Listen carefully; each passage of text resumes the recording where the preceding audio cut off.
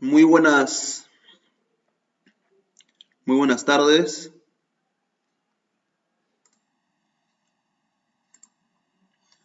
El día de hoy, lunes 1 de febrero del año 2021, vamos a dar inicio a un especial que vamos a hacer cada cierto tiempo de Conociendo nuestra historia. El tema que vamos a tratar el día de hoy específicamente versa sobre el poblamiento de América y una cronología arqueológica del Perú. Vamos a poner la imagen del Google Earth.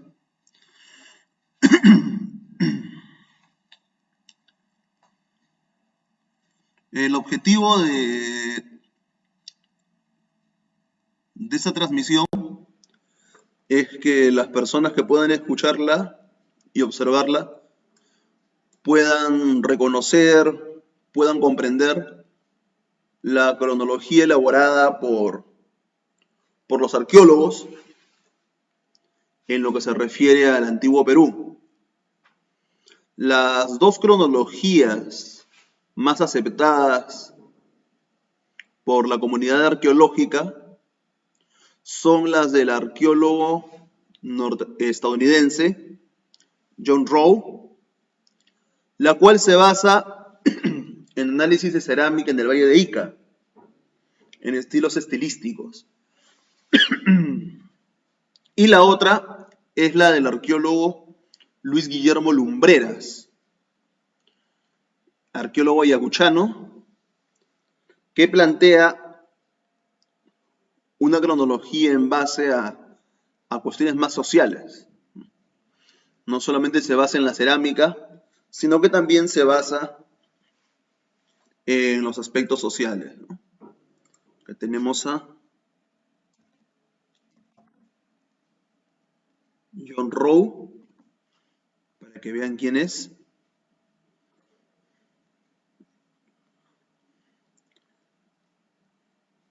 Él es John Rowe.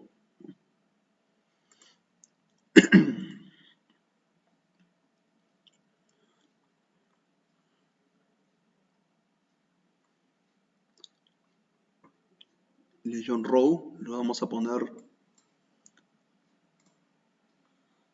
algo mejor, aquí está mejor.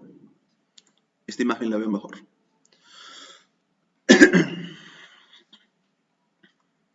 Muy bien, en base a esta imagen vamos a esbozar un poco la teoría de este arqueólogo, el cuadro cronológico del arqueólogo estadounidense John Rowe.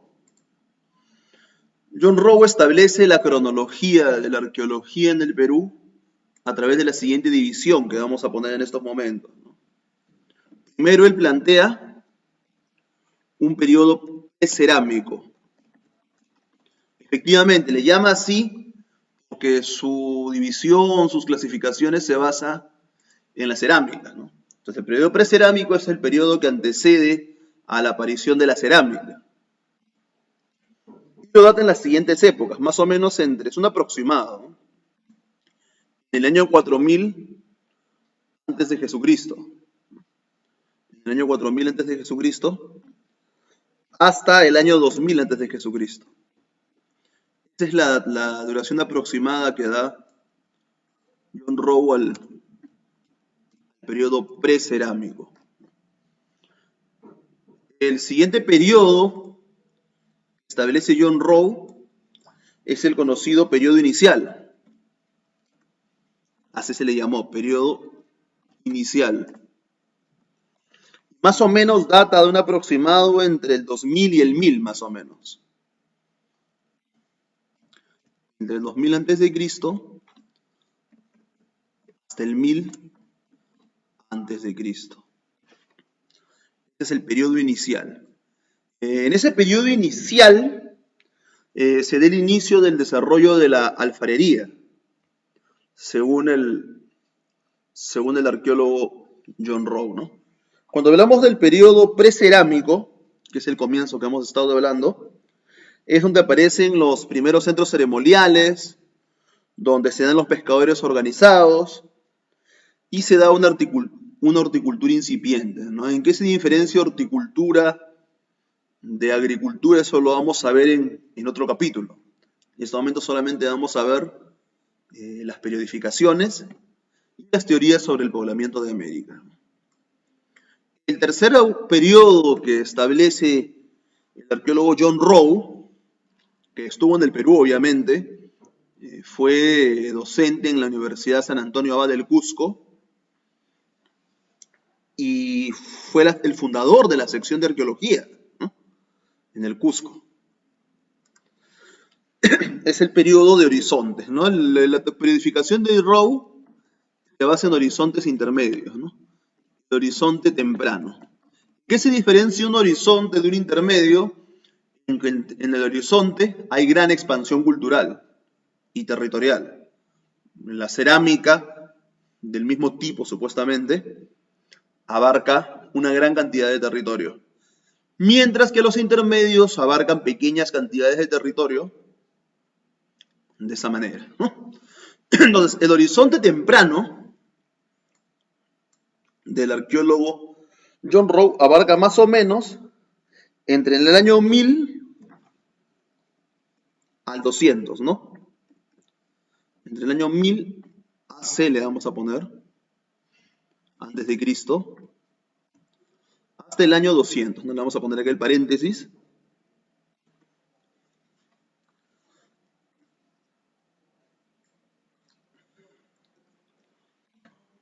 Hasta el año 200 AC, antes de Cristo. Ese es el horizonte temprano según John Rowe. En ese periodo se dan las grandes infraestructuras de regadío. Eso lo vamos a ver en siguientes capítulos. Cada periodo lo vamos a tratar en diferentes capítulos. En este momento solamente vamos a mencionar las periodificaciones, nada más. Y el cuarto periodo, según la cronología de John Rowe, es el intermedio temprano, ¿no? Dijimos que eran los horizontes intermedios. El intermedio temprano, que se da más o menos entre el, vamos a crecer un poco más esto, entre el 200 antes de Jesucristo y el 700 después de Jesucristo, ¿no? Más o menos ya inicios de la Edad Media, ¿no? No, fines de la Edad Antigua, inicios de la Edad Media, en la historia universal, ¿no? Se da el intermedio temprano. Ese es el periodo de los mochi y de los nazca, ¿no? De la gran cultura moche y también de la cultura nazca. El quinto es el denominado horizonte medio. El horizonte medio se da más o menos entre el 700 y el 1200. Entre los años 700, obviamente después de Cristo, ¿no? De nuestra era, que se me ha caído, ya, ahora sí. Después de Cristo, y el 1200 después de Cristo. Ese es el periodo denominado horizonte medio por los arqueólogos, ¿no? Estamos hablando de la cronología prehispánica, antes de la llegada de los españoles. Luego, el sexto periodo, dijimos, horizonte intermedio, horizonte, luego sigue intermedio. Si ya pusimos intermedio temprano, ahora sigue intermedio tardío. Esa es la mnemotecnia, ¿no? Intermedio tardío. Se da más o menos entre el 1200 después de Cristo hasta el año 1430, según Rowe.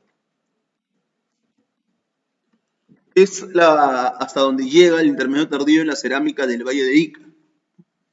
Recordemos de que el Valle de Ica es el lugar donde saca su muestra John Rowe, ¿no? El intermedio tardío. Y luego del intermedio tardío viene el último periodo prehispánico, que vendría a ser el que queda, pues, el horizonte tardío, ¿no? Y dijimos horizonte temprano, horizonte medio, y entre los dos hay intermedios, intermedio temprano e intermedio tardío. Ahora queda el horizonte tardío, por descarte, ¿no? Horizonte tardío, ¿no? Ese sería el séptimo y último periodo expuesto por el arqueólogo estadounidense John Rowe. John Rowe. Aquí se da más o menos entre el año 1430, obviamente después de Cristo, hasta la llegada de los españoles en 1532, ¿no? Es el conocido periodo de los incas. El horizonte tardío es el conocido periodo de los incas. Muy bien, acá podemos ver esto, ¿no? Esa es la cronología y la vamos a hacer como analogía con la cronología de Lumbreras. Y en el momento que hagamos nuestras exposiciones más adelante, vamos a hacer una especie de combinación, ¿no?, de ambos. Sin embargo, mayoritariamente vamos a elegir a la cronología de Lumbreras, que es la más social, la cronología que tiene un mejor sustento y no se basa solamente en la cerámica, ¿no? Muy bien, esa es la cronología de Rowe. Primero tenemos el periodo precerámico, luego el periodo inicial, el horizonte temprano, el intermedio temprano, el horizonte medio, el intermedio tardío y el horizonte tardío.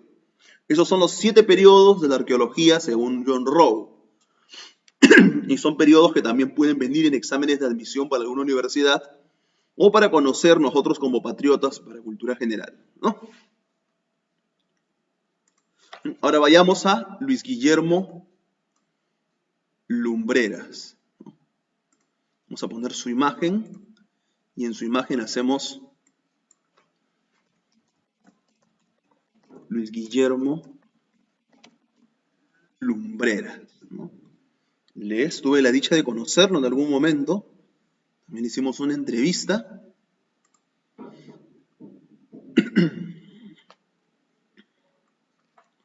Vamos a ver si aparece su imagen acá. No, acá no aparece su imagen. Vamos a buscar un lugar donde aparezca su imagen, de Luis Guillermo Lumbreras.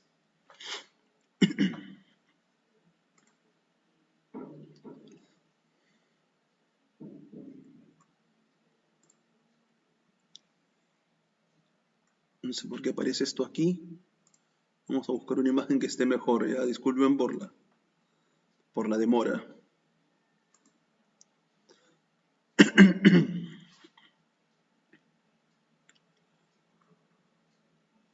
Ya acá está la imagen de Luis Guillermo Lumbreras. Estamos agarrando cualquier página, ¿ya? Y esta página nos va a servir como pizarra, ¿ya? Ojo, no estamos tomando la información de la página como referencia, ¿ya? No estamos agarrando la información de la página como referencia, estamos poniendo la propia información que nosotros vamos a exponer. Muy bien, él es Luis Guillermo Lumbreras, puse para que vean la imagen. Ahora sí voy a poner el texto.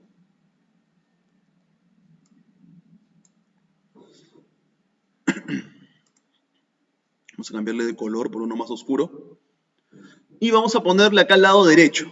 ¿Ya? Al lado derecho vamos a poner las divisiones. Vamos a hacer en un cuadrito porque me parece de que esta es la más importante. Vamos a poner acá un cuadro. Y en ese cuadro vamos a poner las cronologías, ¿no? A ver un rato.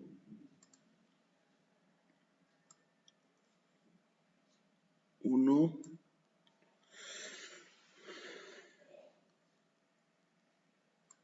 Dos. Tres.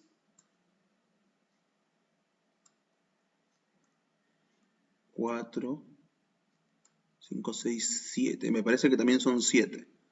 Ahorita lo vamos a corroborar haciendo el reconocimiento, el recuento. Muy bien. El primer periodo que plantea Luis Guillermo Lumbreras es denominado el periodo lítico. Vamos a ponerlo más abajo. El periodo lítico. El periodo lítico que abarca más o menos, que es mucho mejor porque se aproxima más a la realidad de las fechas, no solamente de un año 4000 a.C., sino de un año 15000, ¿no? El año 15000, 1, 2, 3, antes de Cristo, hasta el año 4000 antes de Cristo. Hasta el 4000 antes de Cristo. Ese es el periodo lítico, que es el periodo de los cazadores y recolectores. ¿No? En esa época todavía no se daba la agricultura, no se daba la ganadería, y es el periodo del conocido Pacaicaza, ¿no? Que es los restos líticos más antiguos, ¿no? En Ayacucho. También tenemos a Chivateros en el Valle del Chillón, tenemos a la Uricocha en Huánuco, donde está el resto humano más antiguo del Perú, etcétera, etcétera. ¿No? En la época de la Edad del Hielo, el Pleistoceno, y la población era nómada. Era nómade. Muy bien, el siguiente periodo es el conocido periodo arcaico. Más o menos se da entre el 4000 antes de Cristo al 1200.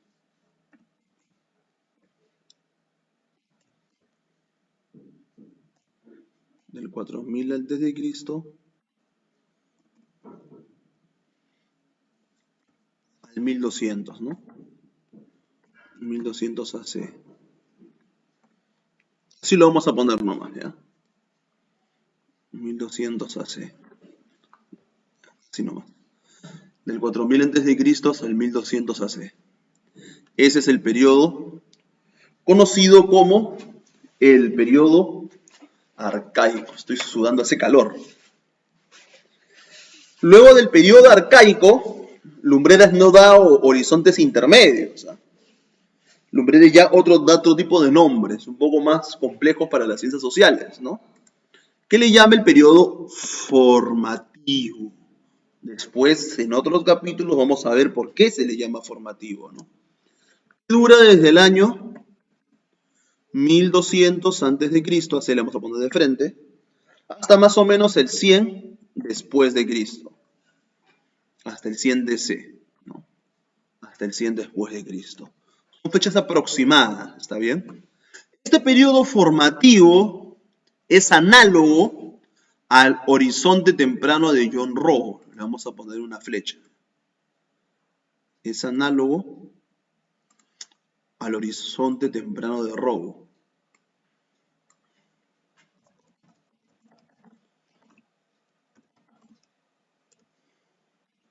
¿No? Obviamente que de Rowe, ¿no? Es análogo al horizonte temprano de Rowe. Se llama el periodo formativo, que es la época del conocido Chavín de Huántar. ¿No? También estaba Sechín, Cupiznique, Pacopampa. ¿No? Y al final del formativo se da el desarrollo de la conocida cultura Paracas, ¿no? Que tanto Chavín como Paracas fueron estudiados por el gran arqueólogo de la Mauta, Julio César Tello Rojas, que en algún momento vamos a hacer un especial, que es el padre de la arqueología peruana. ¿Bien? Luego del formativo, bueno, siguiendo la cronología de robo al costado, seguiría el intermedio temprano. Pero Lumbreras no le llama intermedio temprano, y Lumbreras le llama desarrollos regionales.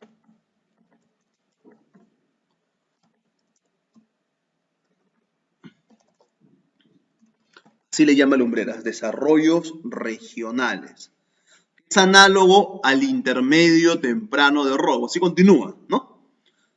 Vamos a poner la fecha al costado. Es más o menos entre el 100 hasta el 800, más o menos.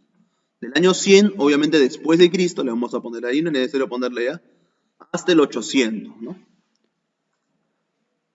Del año 100 hasta el año 800. Después de Cristo. Es el periodo de los moches y de los nazcas. Son las sociedades más conocidas. Aquí en Lima, en la ciudad de Lima, se desarrolló la conocida cultura Lima. Un gran centro importante es, por ejemplo, la conocida Huaca Pucllana, que queda en Miraflores. También tenemos en el complejo Maranga, tenemos evidencias de la cultura Lima. Una cultura muy importante. Y lo vamos a ver después, además a detalle, con imágenes de sitios arqueológicos, ¿no? Luego de los desarrollos regionales, a ver, ese es análogo, como decíamos, ¿verdad? Antes de seguir al otro. Los desarrollos regionales son análogos al intermedio temprano, ¿no? De robo. Al intermedio temprano. Hay arqueólogos que les gusta decir horizonte, intermedio. Yo prefiero llamarlos de la forma que está a la derecha, lírico, arcaico, formativo, desarrollos regionales, porque es más social. Lo de horizontes intermedios es muy pegado a un solo enfoque, solamente a la cerámica. Y todo no es cerámica, ¿no? Las sociedades no se las puede estudiar solamente en base a la cerámica, sino en base a todos sus aspectos. Por eso yo prefiero más la cronología de Lumbreras. Y bien, por otro lado tenemos a lo que Lumbreras denomina el periodo del Imperio Wari. Ahora, no se sabe si Wari fue un imperio, o también si fue un imperio en la acepción europea de la palabra. Por eso yo, personalmente, a lo que Lumbreras le llama Imperio Wari, yo ya sí le sumo la terminología de robo. Le llamo horizonte medio, ¿no? El Imperio Wari de Lumbreras es análogo al horizonte medio de Ñón Robo. Yo prefiero llamarlo horizonte medio. No lo llamo Imperio Wari, personalmente, ¿no? Entonces yo lo llamo de la siguiente manera, ¿no? Lírico, arcaico, formativo, desarrollos regionales, y inmediatamente le llamo horizonte medio. Pero para Lumbreras es Imperio Wari. Más o menos se da entre el año 800 hasta el año 1200, obviamente después de Cristo, ¿no? Este es el periodo de la cultura Ishma. En la actual Lima se desarrolló la cultura Ishma en los valles del Rímac y del Lurín. En el norte se dieron los Collis, en el valle de Chillón los Collis. En el sur se dio la conocida cultura Chincha. Se dieron el periodo de los incas regionales. Ya, esa cultura Ishma se inicia a partir del año 1200 más o menos. Y a ese periodo de la cultura Ishma, de los Chincha, de los Colli, se le denomina, según Rowe, intermedio tardío. Según Lumbreras, estados regionales, ¿no? Ese es el periodo que sigue. Estados regionales. Que les decía, ¿no? El periodo de la cultura Ishma, ¿no? ¿Qué se da? Los incas regionales, ¿no? Que se da entre el año 1200 hasta una aproximación de promedio, ¿no? Por ejemplo, Robles pone 1430 basándose en el Valle de Ica, ¿no? Pero Lumbreras le saca un promedio aproximado de 1470, más o menos, ¿no? Hasta el año 1470. Supuestamente ya se establece el imperio de los incas, ¿no? Que para algunos no es imperio.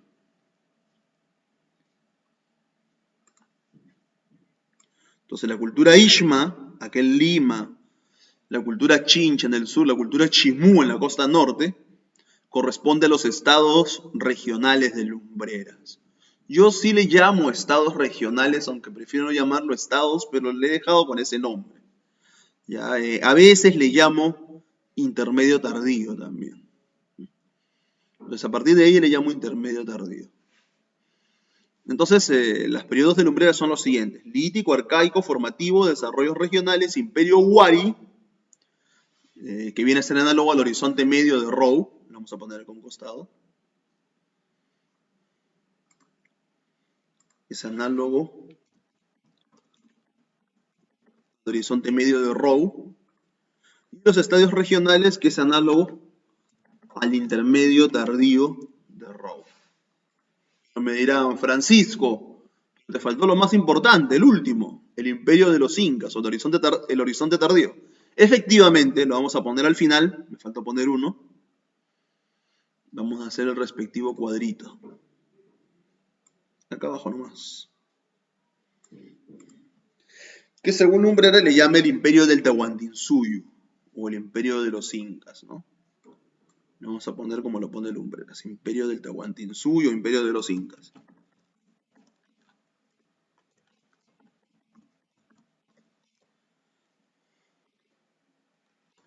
O el imperio de los incas. Y se quedó ahí, no importa. Que se da entre 1470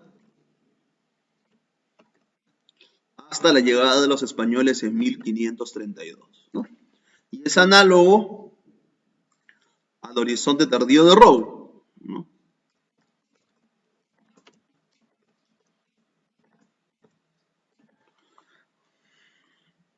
Muy bien. Entonces tenemos el lítico, el arcaico, el formativo, los desarrollos regionales, el imperio Wari, los estados regionales y el imperio del Tahuantinsuyo. Personalmente, yo prefiero hacer la siguiente nomenclatura, ¿no? Prefiero llamarlo lítico, arcaico, formativo, desarrollos regionales, horizonte medio, a veces intermedio tardío, a veces estados regionales, dependiendo si analizo si esa sociedad fue estado o no. Y por último, imperio de los incas. Esa es la forma como individualmente lo puedo llamar. No hago como una unión, ¿no?, entre la propuesta de Lumbreras con Rowe. Obviamente basándome más en Lumbreras. Entonces, esta es la freidificación en la arqueología. Cuando veamos los siguientes capítulos de Conociendo Nuestra Historia, nos vamos a basar en cada periodo. Y vamos a hablar de los sitios arqueológicos más representativos a nivel nacional, ¿no? Bien, esas son las dos periodificaciones. Y ahora vamos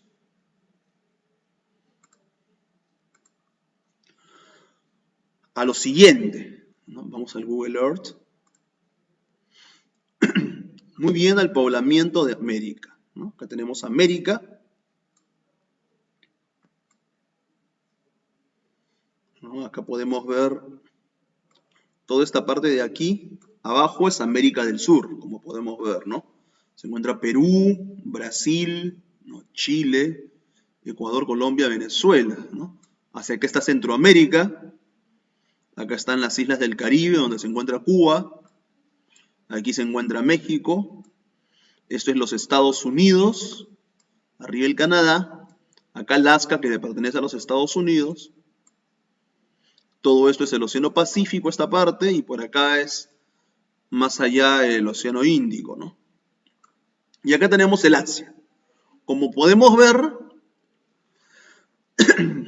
hay una estrecha relación entre América y Asia, ¿no? Está muy cerca. Alaska, que pertenece a América, está muy cerca al Asia. Pues ahorita vamos a hablar sobre las teorías del poblamiento de América. Lo vamos a ver de la manera más rápida posible para no alargar esta transmisión.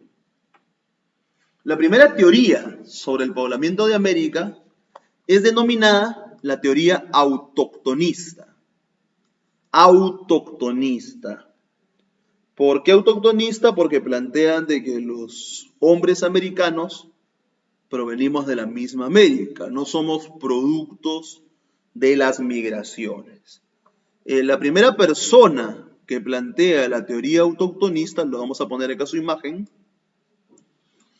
es el rector de la San Marcos de esa época, de la época de la colonia, Antonio de León Pinelo.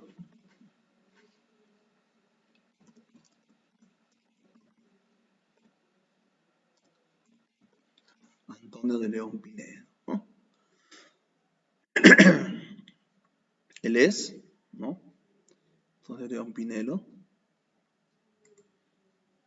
Antonio de León Pinelo, ¿no? El que está a la derecha. Él hace una obra, ¿no? Que se llama El Paraíso en el Nuevo Mundo, ¿que está? El Paraíso en el Nuevo Mundo. En esa obra que se llama El Paraíso en el Nuevo Mundo, quiero ver si se me escucha.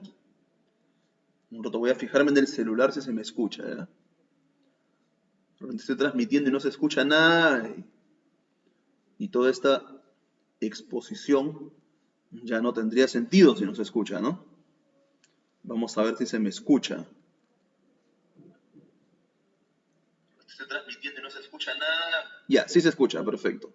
Me estaba fijando del celular. Ya, ahora sí. El paraíso en el Nuevo Mundo. En esta obra que se llama El Paraíso en el Nuevo Mundo, Antonio León Pinelo, propone de que el paraíso, el jardín del Edén, el paraíso terrenal de la Biblia, se encontraba en el Nuevo Mundo. El Nuevo Mundo es América, ¿no?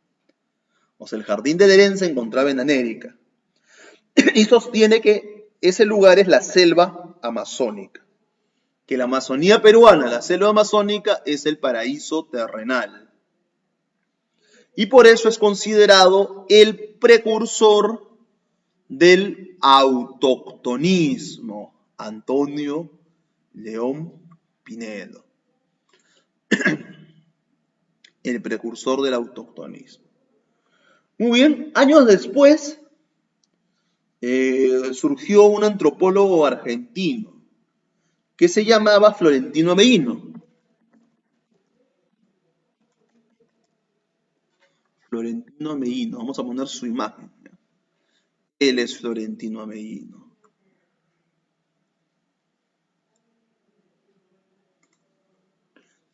En el siglo XIX nace, más o menos a mediados del siglo XIX. Es un antropólogo argentino que publica la obra Orígenes del Hombre de la Plata. Como sabemos, La Plata, Río de la Plata, queda en Argentina, ¿no? ¿Qué es lo que sostiene Antonio de León Pinelo? Sostiene de que el hombre se origina en América. ¿Y dónde se origina, según Antonio de León Pinelo? Vamos a ponerlo acá con letra grande. El hombre americano se origina en las pampas argentinas, ¿no? En las pampas argentinas. Podemos ver aquí el Google Earth, por acá quedan las pampas argentinas, ¿no? Este es el país de Argentina, donde está la manito, del sur, ¿no? De ahí proviene el hombre americano según Florentino Ameghino. Propone también de que América es la cuna de la humanidad y plantea la existencia de puentes intercontinentales. Eso es lo más importante de esa obra que les sugiero que lean, que se llama Los orígenes del hombre de la plata. Este señor, Florentino Ameghino, presentó evidencias, presentó pruebas antropológicas, ¿no? ¿Cuáles son las pruebas? Las vamos a anotar aquí. Halló restos óseos,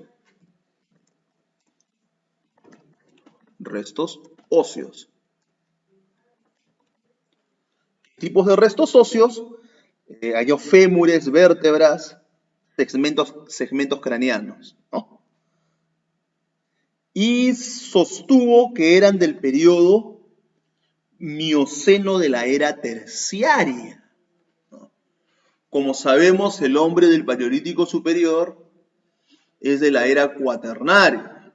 En la era terciaria, el hombre todavía estaba en el África, ¿no? Según las teorías la teoría evolucionista. Sin embargo, en la era terciaria el hombre no estaba en América, pero según Florentino Mellino, había el hombre terciario en América. Para explicar esto, elaboró un cuadro filogenético complejo, que no lo vamos a explicar aquí, porque no es la especialización, no, obviamente sí lo podría explicar, pero no va a haber tiempo para explicar. Pero podemos sintetizar de la siguiente forma, ¿no? Plantea una especie de ser erecto, así como decían los seres de la evolución en el África. Él plantea que aquí en América estaba el tetraprotohomus, ¿no? El tetraprotohomus. Eso es lo que plantea. Utilizó el método estratigráfico para sus excavaciones y esta teoría fue refutada y perdió la validez. ¿Por qué perdió la validez? Porque se descubrieron que esos restos óseos eran de la era cuaternaria, no terciaria. Pero me dirán, ya, es de la era cuaternaria o terciaria, pero también se podía originar aquí. Pero lo que sí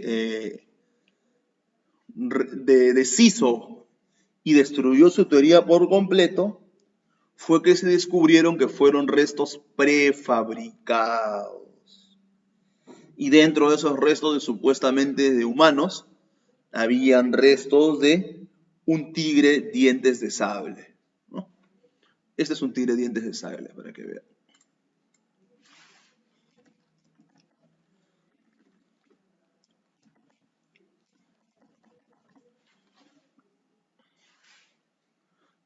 Esto fue un tigre dientes de sable, ¿no?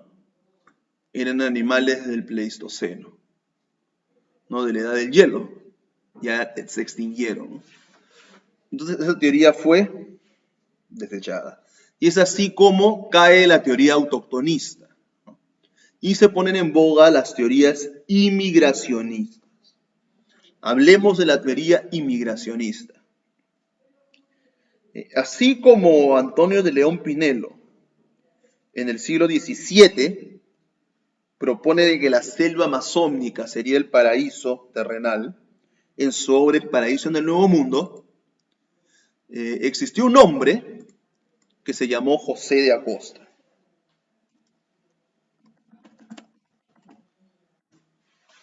José de Acosta, si bien Antonio de León Pinelo era peruano, José de Acosta era español. Aquí está. José de Acosta. Vamos a poner junto con su obra, que es Historia, y dice Historia Natural y Moral de las Indias, ¿no? Esa es la obra de José de Acosta, Historia Natural y Moral de las Indias. ¿Qué plantea José de Acosta? Que el hombre americano provenía del Asia a través de una migración hacia el norte de América, ¿no? Entonces, en base a esta propuesta de José de Acosta, es de que surge años después la teoría asiática de Alex Haldrika. Entonces, el antecedente primordial de Alex Haldrika para proponer que el hombre americano proviene de Asia, viene de este señor, José de Acosta, en el siglo XVI. ¿No? Él es su primer antecedente. Ahora vayamos a las tres importantes teorías inmigracionistas. La primera es considerada como la teoría asiática. La vamos a poner aquí. Aquí se ve mejor. Teoría asiática. ¿Por qué asiática? Porque sostiene que el hombre americano llegó desde Asia utilizando el estrecho de Bering. No se ve bien acá, lo voy a poner con otro color. ¿Ya? Lo voy a poner morado.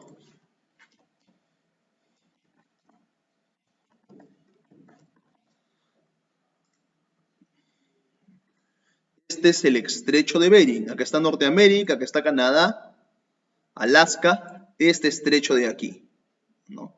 A través de esta ruta, lo vamos a señalar con flecha, se inició el poblamiento de América, ¿no? ¿Quién plantea la teoría asiática? Como mencionamos, su antecesor es el José da Costa, ¿no? Pero el que fundamenta la teoría y la plantea la teoría propiamente dicha es el antropólogo Alex Haldreika. Alex, espero escribirlo bien, a ver, me parece que es así. Me parece que se escribe así.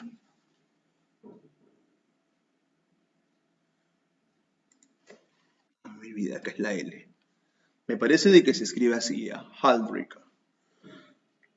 Ya es estadounidense, de ascendencia checa, y plantea que el hombre americano llegó desde Asia utilizando la vía del estrecho de Bering, ¿no? Este vendría a ser el estrecho de Bering. El estrecho de Bering. Sus argumentos más importantes son, ¿no?, la cercanía entre Alaska y Siberia. Efectivamente, entre Alaska y Siberia hay un aproximado de 90 kilómetros. Están muy cerca, ¿no? Esta es la región de Siberia de Rusia y esta es la región de Alaska de los Estados Unidos. Que durante la glaciación de Wisconsin, que fueron épocas glaciales, que es una glaciación, es una época donde la Tierra se enfría, se congela. Ciertos sectores de la Tierra, perdón. Entonces, una de esas glaciaciones se llamó de Wisconsin, según los geólogos, y durante esa glaciación se dio un descenso del nivel del mar de 100 metros. Y por lo cual apareció un puente de tierra en el istmo de Beringia, ¿no? El estrecho de Bering. Ese sería el principal argumento geográfico de Alex Haldreika. Por otro lado, también tiene argumentos antropológicos, como es los pómulos salientes. Tanto los asiáticos como los indios americanos tienen pómulos salientes, las formas y colores de los ojos y de los cabellos, ¿no? Y las escasas pilosidades, ¿no?, que no son muy peludos. Bien. Por otro lado, hay una crítica a esta teoría. La principal crítica de esta teoría es en la antigüedad y en la incompatibilidad sanguínea. Mientras lo del grupo asiático son los tipos de sangre A y B, los aborígenes americanos son del grupo O. Por eso muchos de los americanos somos del grupo O positivo. En América la mayoría de americanos somos O positivo. Mientras que los asiáticos son de los grupos A y B, en los grupos sanguíneos. Y también en la antigüedad no dio las cifras exactas. No tenemos las cifras exactas de la antigüedad, pero se confundió en las dataciones. Esa es la principal crítica, sin embargo, esta teoría sigue teniendo algo de vigencia, a pesar de las pruebas en contra, pero se ha mantenido como una teoría. Se ha mantenido como una teoría. Por otro lado, vamos a hablar sobre la teoría oceánica, ¿ya? Sobre la teoría oceánica. Acá está la Oceanía. Recordemos de que la Oceanía es un continente, es este continente de aquí, lo que se basa más que todo en islas, ¿no? Muy bien, la teoría oceánica fue propuesta por Paul Rivet, un francés, Paul Rivet, quien señaló que existieron varias procedencias, ¿no?, y rutas de migración. Entonces, Paul Rivet divide en dos subteorías, ¿no? Por un lado de la Melanesia, vamos a poner ahí, Melanesia. Aquí está la Melanesia. Esta es la parte de Melanesia, ¿no? Podemos ver aquí la Melanesia. Vamos a acercarnos un poco más. Estas son las islas de la Melanesia, ¿no? Son islas tropicales. Vamos a acercarnos un poco más para que puedan ver de dónde provienen de la Oceanía, ¿no? Las migraciones de Oceanía.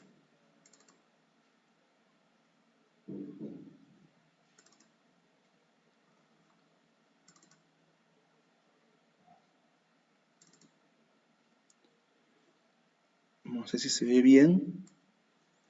Bueno, no se ve muy bien la vista. Obviamente porque es campo, es mar, ¿no? Muy bien, esa es la teoría. Todas estas son las islas de la Melanesia, ¿no? Y por otro lado, está muy cerca de Australia, y por otro lado tenemos la ruta de la Polinesia. La Polinesia.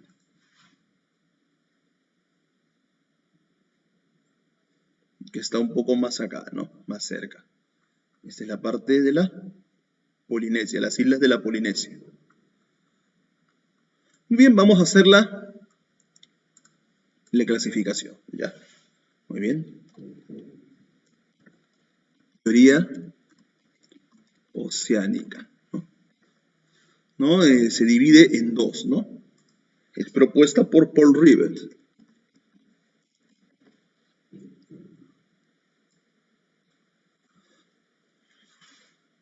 Vamos a checarle un poco más. Por un lado se divide en la teoría melanésica.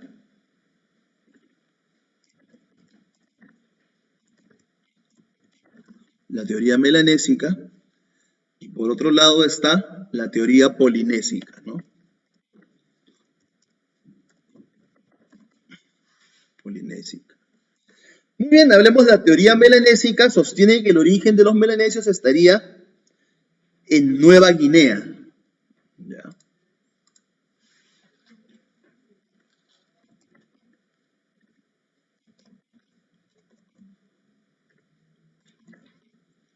En Nueva Guinea. Vamos a ver Nueva Guinea.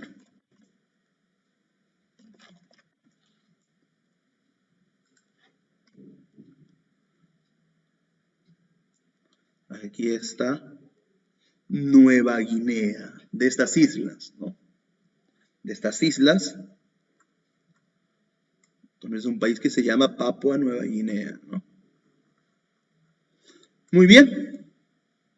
De estas islas de Nueva Guinea sostiene las siguientes pruebas, ¿no? Que culturalmente el uso del arco, ¿qué más? El cultivo de cocoteras, ¿no? Por ejemplo, hay una isla que se llama la isla de los Cocos en Panamá. Ese cultivo de cocoteras de la isla de los Cocos viene procedente de Nueva Guinea, ¿no? Hay una semejanza cultural. Y también en Colima, en México. Por otro lado, también el uso de la estólica, el mortero de madera, el uso de los puentes colgantes proviene de allí. Y también la flauta de pan, la conocida flauta de pan. Esas son algunas semejanzas culturales entre los antiguos de Nueva Guinea, que posiblemente migraron a América según la teoría melanésica de Paul Rivet. Antropológicamente, hay una semejanza, ¿no?, entre los melanésicos. Otra cosa más, en Nueva Guinea son de raza, ¿cómo le podríamos decir? De color oscuro, ¿no? El color de la piel de las personas de Nueva Guinea es de color oscuro. Pero ustedes dirán, pero si el hombre andino, el hombre americano, su color más se parece a lo asiático que lo oscuro, ¿no? Entonces, ahí se dio una semejanza cultural en un lugar que se llama Lagoa Santa, en Brasil. Cuando los portugueses llegaron, cuando los europeos llegaron, encontraron que habían gente de color oscuro, no indígenas, no andinos, sino de color, ni amazónicos, sino de color oscuro, ¿no? De color oscuro, personas de color oscuro, que en Perú le decimos afroperuanos, ¿no? En Perú le decimos afroperuanos, y tienen encontraron ese tipo de personas, ¿no? Entonces, en base a eso, a esa evidencia que se dio en la Lagoa Santa de Brasil, eso le sirvió a Paul Rivet como una evidencia antropológica, ¿no? Para decir de que esos señores de Nueva Guinea llegaron a América, ¿no? Y geográficamente la corriente del Niño, el ecuatorial, siempre pasa, ¿no? Eso es una ruta de la corriente del Niño. De la corriente del Niño. Por otro lado tenemos la teoría polinésica, que sostiene que tribus de Nueva Zelanda vinieron a través de la isla de Pascua en Chile, ¿no? Vamos a poner Nueva Zelanda.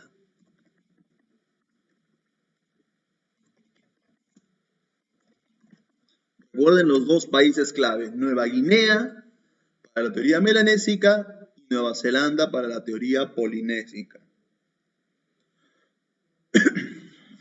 Miren, acá está Nueva Zelanda.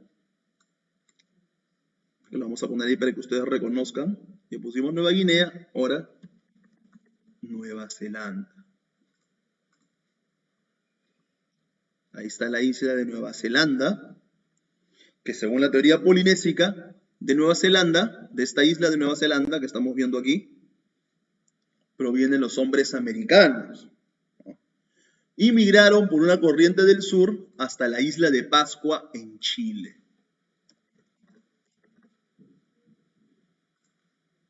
Y de ahí ocuparon América. Vamos a la isla de Pascua. Y acá están las islas de Pascua que le pertenecen a nuestro hermano país de Chile. Como podemos ver, está en medio del mar y está más o menos cerca, ¿no? Como un nexo hacia Chile, ¿no? Hacia América. Aquí en la isla de Pascua también se han encontrado monumentos, ¿no? Arqueológicos. Esta es la isla de Pascua que le pertenece a Chile. Muy bien. Entonces, esas serían las dos teorías. Las pruebas importantes, más importantes de la teoría polinésica, es en la corriente ecuatorial del sur, obviamente, y culturalmente hay una similitud, según Paul Rivet, hay una similitud entre el quechua arcaico, esa es cuestión de lingüistas, ¿no? Y el idioma polinésico. Por ejemplo, al camote, tanto los polinésicos antiguos como los quechua arcaicos, los que hablan el quechua arcaico, según los estudios lingüísticos, al camote le dicen kumara, ¿no? O kumara, así se escribe. Así le dicen al camote, kumara. Así le dicen al camote. Entonces, esa es la explicación de la teoría oceánica del francés Paul Rivet. Por otro lado, también tenemos, ya hemos visto la teoría asiática de Alex Haldrika, la oceánica de Paul Rivet, que se divide en melanésica, polinésica, Nueva Guinea y Nueva Zelanda.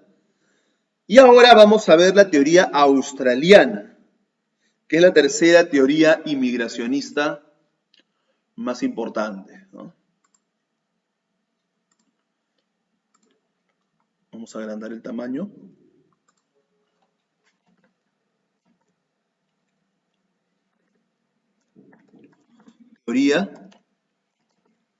teoría australiana.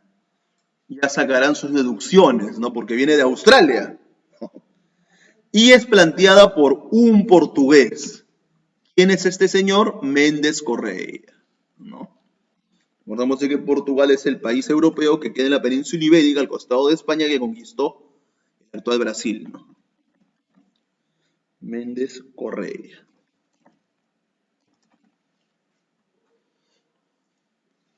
¿Verdad? Vamos a ver a Paul Rivet y Méndez Correia para que vean las imágenes, ¿no?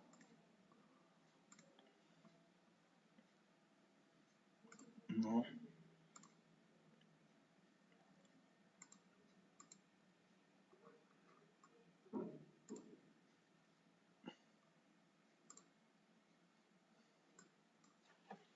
Vamos a poner Alex Haldrick, ya lo pusimos, ¿no? Alex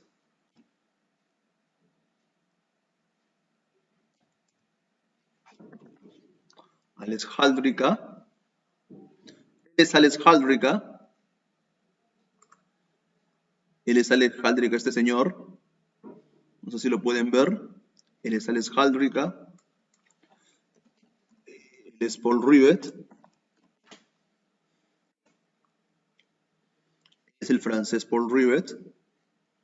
El autor de la teoría oceánica, Paul Rivet. Mire que incluso hay un mapa de las inmigraciones, ¿no? Ahorita vamos a explicar de la australiana de Méndez Correa, ¿no? Acá podemos ver el Asia, ¿no? Acá podemos ver el Asia, ¿no? Del estrecho de Bering, que lo señalamos en el Google Earth, ¿no? América del Norte, ¿no? Podemos ver acá en la isla de Pascua, donde vinieron los polinesios de Nueva Zelanda, y los melanesios de Nueva Guinea, por la corriente del Niño del Norte, ¿no? Y acá está la ruta de la teoría australiana que vamos a explicar ahorita. Que pasa por la isla de Tasmania, Auckland, ¿no? Y parte de la Antártida, ¿no? Ahorita vamos a ver eso. Pero esto más que todo es para que vean quién era Paul Rivet, ¿no? Él es Paul Rivet, un gran americanista, como dice ahí, ¿no? Y ahora veremos quién es Méndez.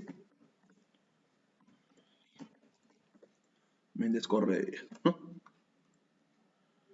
Él es Méndez Correia, el portugués. Méndez Correia. Muy bien, vamos a explicar ahora la teoría de Méndez Correia.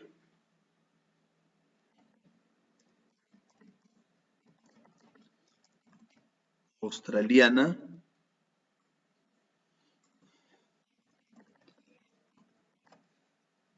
de Méndez Correia, ¿no? Del portugués. Méndez Correia. ¿Qué es lo que propone este americanista portugués, ¿no? Que los australianos, vamos a Australia un ratito,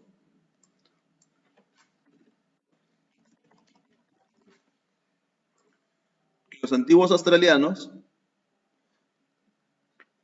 aquí está Australia, ¿no? Una de las islas más grandes de Oceanía, la más grande de Oceanía, ¿no? Australia, donde están los canguros, ¿no? Lo que desde Australia se migra hacia América, ¿no? ¿Qué propone Méndez Correia? Que los australianos salieron por Tasmania. Así propone. No sé si han escuchado del demonio de Tasmania en los dibujos, ¿no? Ahorita vamos a ver Tasmania. Tasmania sí existe, ¿eh? Y el demonio de Tasmania también existe, ¿no? Obviamente que no es como la caricatura.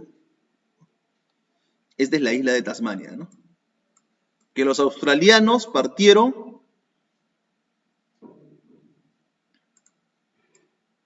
a la isla de Tasmania y luego pasan por las islas Auckland. La vamos a ubicar aquí.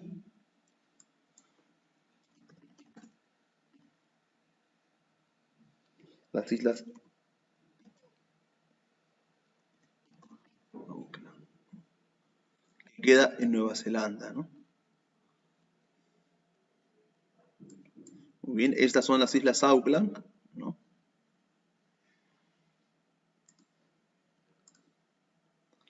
Pasan por Tasmania, vamos a ponerlo aquí, con esto de aquí. Pasan por Tasmania y luego van por estas Islas Auckland. No, esa es la ruta que siguen, ¿no?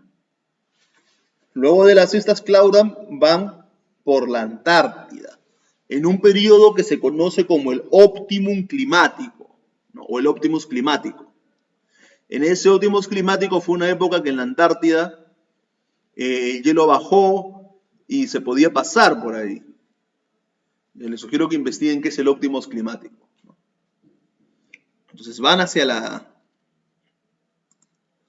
Antártida, ¿no? Mira, van viajando por aquí, y acá abajo está la Antártida, ¿ven? Desde estas islas, ven que estas islas Auckland están más o menos cercas a la Antártida, ¿no? Están más o menos cerca, como podemos ver en el Earth.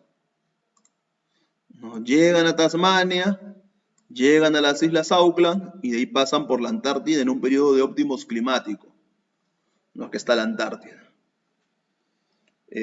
Para luego salir por la tierra de Graham, al Cabo de Hornos.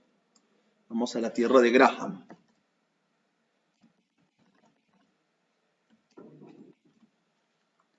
La tierra de Graham de la Antártida.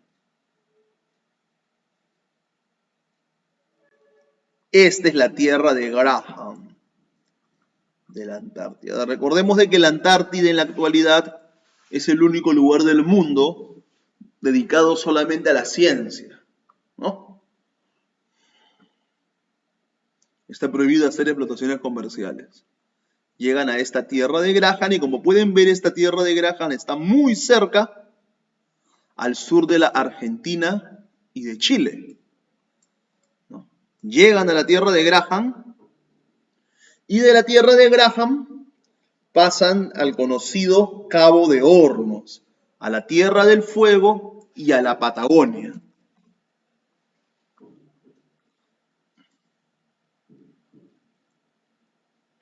Esta es la Tierra de Graham. De aquí pasan aquí, en un periodo de óptimum climático. Óptimos climático. Entonces, esa es la teoría australiana, ¿no? Llegan a la Tierra del Fuego y luego a la Patagonia, ¿no? Este es el famoso Cabo de Hornos, que está la Tierra del Fuego, y todo esto es la Patagonia Argentina.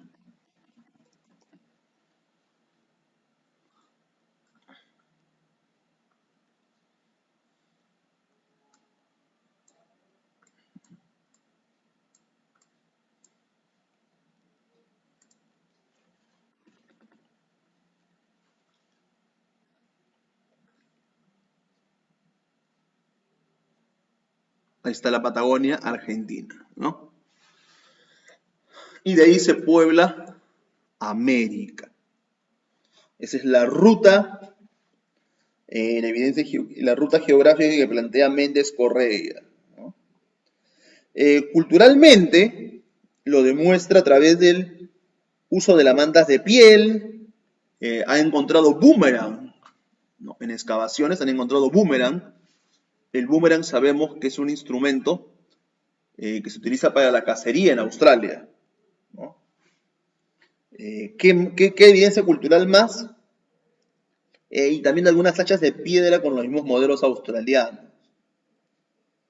Por otro lado, antropológicamente, la nariz achatada, los labios gruesos, el mentón retraído, cabellos negros ondulados, son pruebas antropológicas de la semejanza entre los antiguos autóctonos australianos y los antiguos americanos, ¿no? Entonces, esa es la principal teoría australiana. Entonces, esas son las tres teorías inmigracionistas planteadas para el poblamiento de América, ¿no? La asiática por el norte, por el centro más o menos, la teoría melanésica, más al sur la polinésica y mucho más al sur la teoría australiana, ¿no? También hay otras teorías, por ejemplo la teoría emigracionista, donde dice de que fue al revés, que los inmigrantes americanos poblaron la Polinesia. ¿Quién lo plantea? Thor Heyerdahl, un noruego, donde llevó a cabo una expedición que se llama Kon-Tiki, ¿no? Pero luego Paul Rivet le hace una seria crítica, ¿no? Y de poco científica, le dice, ¿no? En una entrevista donde Paul Rivet le dice que es muy poco científico a Thor Heyerdahl, ¿no? También trata de la inmigración africana, que también hay otra teoría que se llama la inmigración africana, que es planteada por Thor Heyerdahl, y donde hace las expediciones Ra, no tanto la Ra 1 como la Ra 2. Y por otro, Enrique Schellman habla de la Atlántida. Esas teorías no son muy científicas que digamos. Las teorías más aceptadas son la asiática, la melanésica y la polinésica, ¿no? Esas rutas. Esas son las teorías más científicas y más aceptadas por la comunidad académica. Muy bien, eso sería todo por el día de hoy. De repente me he pasado más el tiempo. He tratado de explicar de la mejor manera posible, enseñando las imágenes. Y bueno, esta ha sido la primera sesión. No sé si esta semana o de repente la próxima vamos a continuar con la segunda sesión, que va a ser sobre los primeros habitantes del Perú, el periodo lítico. Y así vamos a hablar en esta sección cada vez sobre la historia de nuestra patria, sobre la historia del Perú. Este contenido es totalmente gratuito para todos ustedes. Recordar de que el Comité Patriótico de la Independencia del Perú no tiene ninguna finalidad política, no estamos en política, ni hacemos campaña política. Nuestra finalidad es incentivar el patriotismo a través de actividades culturales. Íbamos a hacer actividades presenciales, pero la cuarentena estipulada por el gobierno, la cual respetamos, no nos permite hacer actividades presenciales ni investigaciones arqueológicas hasta nuevo aviso. Tenemos que esperar. Por el momento vamos a continuar con lo virtual hasta que las cuestiones se puedan aperturar. También informamos que estamos llevando nuestro curso taller de arqueología forense aplicado a la criminalística, ¿no? Se pueden fijar en la página, aún están abiertas las inscripciones hasta este sábado. De ahí ya, después de la próxima semana ya no van a haber más inscripciones, ¿no? Eso sería todo por el día de hoy. Esperemos que este contenido educativo, cultural, les haya sido útil y les sirva, no solamente para conocer el pasado de la historia de nuestra patria, el Perú, sino también para cuestiones académicas, intelectuales, ¿no? Son datos que también les pueden tomar si alguno de ustedes son estudiantes en algún examen de admisión, ¿no? Muchas gracias, eso sería todo y que tengan muy buenas tardes.